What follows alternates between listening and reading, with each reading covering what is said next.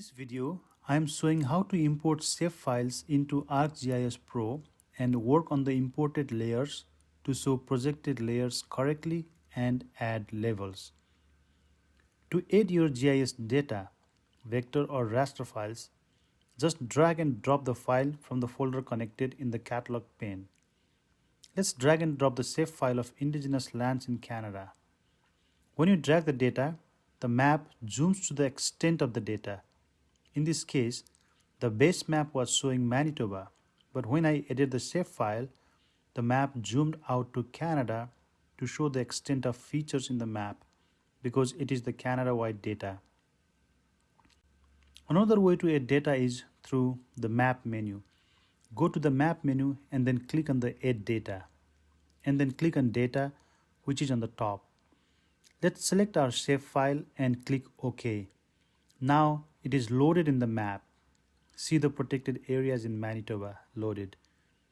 If I want to see the layer I added, I can right click on the layer in the table of content and then click on zoom to layer.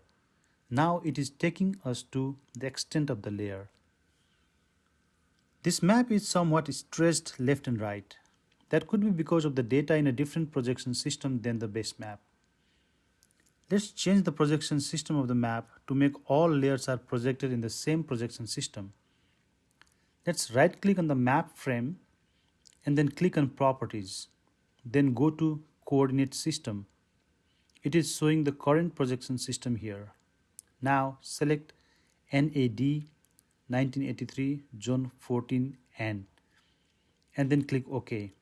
Now the map is looking nicer. The outlook of our map changes with the change in the projection system, as these projection systems have their own way of stretching the Earth into a flat surface. Canada uses NAD 1983 projection system. Using projected coordinate systems, we can choose area-specific projection system. Now let's rename this layer because it is now showing the name of the shapefile and also includes underscores. Let's rename as protected areas and second one is indigenous land.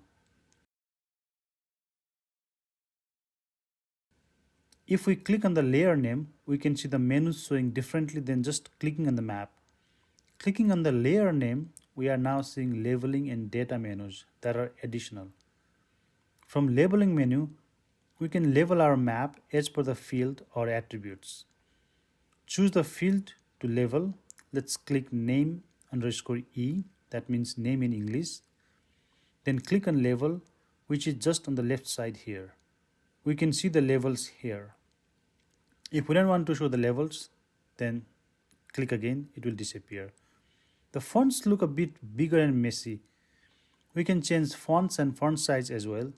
Now it looks okay.